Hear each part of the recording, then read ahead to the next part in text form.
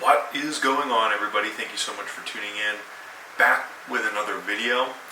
A couple of days ago, I made a live stream doing an unboxing and first impressions of the Skyrider X31 Shockwave. It's a toy drone I bought at Home Depot. And although it might be just some cheap $35 knockoff toy drone, I'm going to give you my first impressions.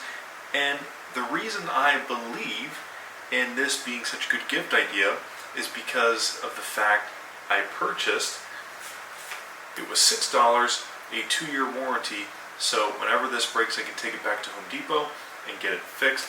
So even though it was a $35 cheap toy drone, it would make a really good gift idea, and also, like I said, a good start. If you're getting into flying drones, you can beat this one up, learn what it's like to pilot something like this, because after having used this for a day, these are my first impressions flying it, starting with assembling it. So if you remember actually from the unboxing and the first impressions, one of the things that I mentioned was this drone being solid state is what I referred to it as. More expensive drones, they fold up. This one, it stays the same. It's small and weighs under a pound. It fits in the palm of your hand, so it would be easy to slip into a backpack as long as there's nothing else in the backpack and take it with you. That being said, it doesn't fold up, it doesn't come with a carrying case. But the good news here is because it does come as one single solid piece, everything you see with it is pretty much assembled minus the blade guard. So the first thing I did before flying it was I assembled it, and the only thing I had to do to assemble it was attach the blade guards. Now it was time to start flying it, or at least get it connected and running, which is what I did. And in order to do that, there are actually 2 apps that you need to download, because if you remember from yesterday, this does have an onboard camera. So even though it doesn't have onboard memory, it connects to your phone via Wi-Fi and basically acts as an extension to your iPhone. So it records video or takes a photo and sends that data back to your phone. But in order to get this flying, in order to use the video camera and camera feature, you need to download one of 2 apps. I recommend downloading both. The first app is called Skyrider Cruise, and the second app is called Skyrider Control. And what I actually found is each of these applications to be pretty much exactly the same. In the Skyrider Cruise app, once it's connected, you can then record video to your phone or take a picture, which I did. And here is an example. You can see those images and that video there, me sort of figuring out the app, how to fly it, how to make efficient work of it. There's a lot of buttons on the screen. The app is kind of gimmicky, it's ugly, but it does work, or at least the video camera and the camera work. Not quite to the point of flying this just yet, but we're about an hour in last night to figuring out how to fly this. The app doesn't work, so I put 4 AA batteries inside the included remote control and attached the mobile phone clip, which will at least allow me to see what the drone sees and take a picture. I don't necessarily have to fly the drone from the phone. That's what the remote control is for. And once I was able to get them paired together, what I found was it does require reading the user manual. Now, on this channel, I always recommend reading the user manual, but as a first-time drone pilot, flyer, a beginner, I would not have been able to figure this out, how to fly the drone, without consulting the user guide. There are ways that the controller connects to the drone, and to do this you need to press certain buttons in a particular order. Again, not something you can figure out intuitively. As you just heard, the remote control turns on and begins blinking. What this means is the drone is not connected, and that's because the drone itself is off. So blinking lights on the drone and on the remote control indicate pairing mode. It doesn't save, but pairing is easy. I think it's a down on the left and up on the right. And as you can see, the blinking light turns solid on the remote. And the lights at the bottom of the drone become a steady flash. Again, you will need to consult the user manual because it's a very unique down and to the corner. So after flying this for roughly 15 minutes, the battery died, and to recharge it, at the bottom of the craft, you slide this top piece off and pull the battery out. The battery then disconnects and attaches to a USB.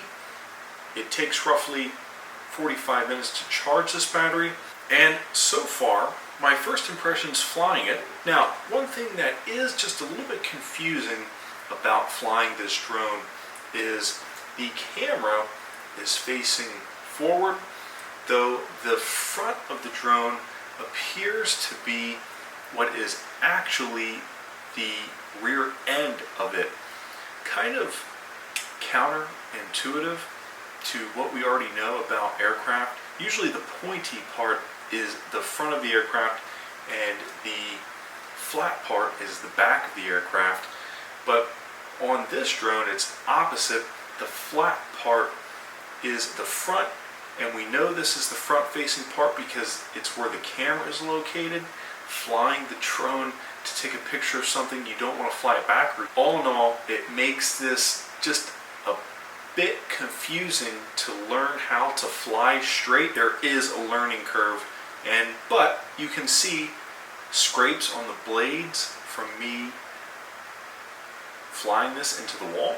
It does have the tendency to suction itself back up against the wall, and that's where the scratches come from. That being said, they are still workable, usable, and from what I understand, have not caused any issues with the device itself being able to fly or maneuver. Also, like I said, just want to throw this in there. It is $6 for 2 years of coverage. So far so good. I've flown it into walls and it still works. Now for a test flight, let's go outside, check it out, and see for ourselves what exactly happens in a wide open space, in the wind, losing this in the bright sky. Okay, this is the segment of the video we test fly our drone. As you can see behind me, open, unadulterated ground for flying. You could probably land a full-size airplane on this strip of grass here. We're at the park. It's a wide open space. This has a range of 320 feet. So whether that is 320 feet out or 320 feet up, we'll test that out. Like I said earlier, I've flown this just a handful of times for probably no longer than 45 minutes. We're also out here with the sprinklers going, so let's be sure not to fly our drone through the sprinklers.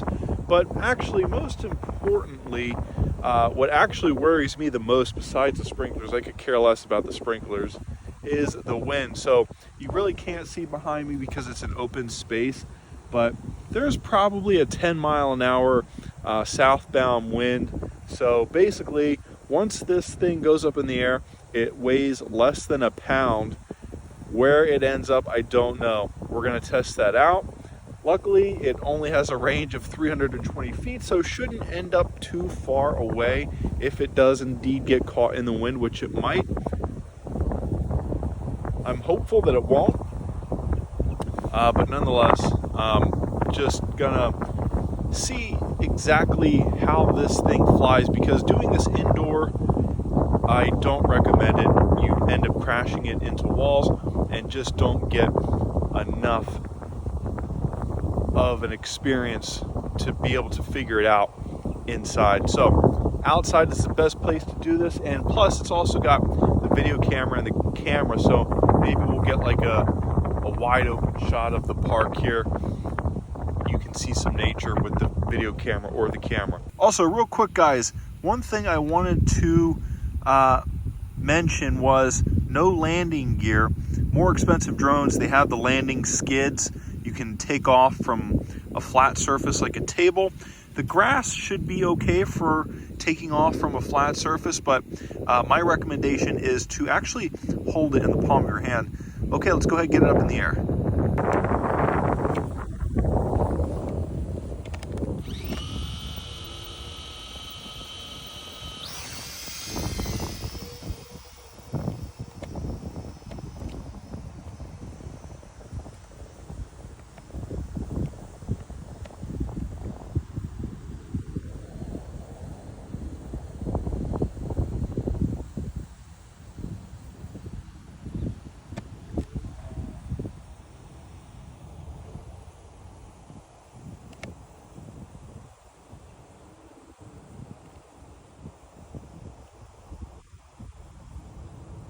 Oh my God, it's freaking high as hell. I lost it.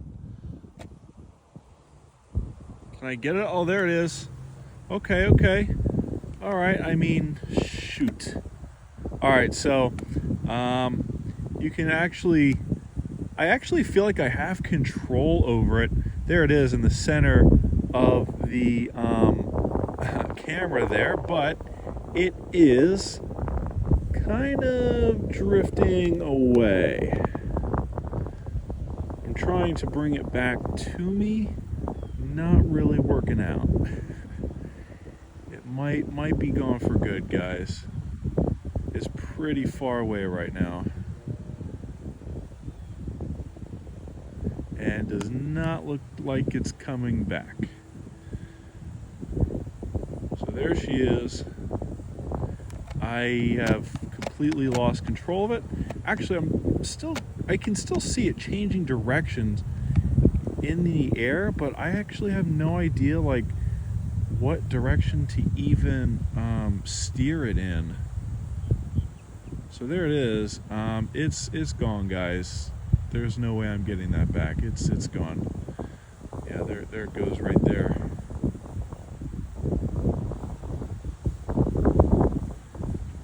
You can hear that you can hear that tail, you can hear that wind behind us, and it just it just carried that thing.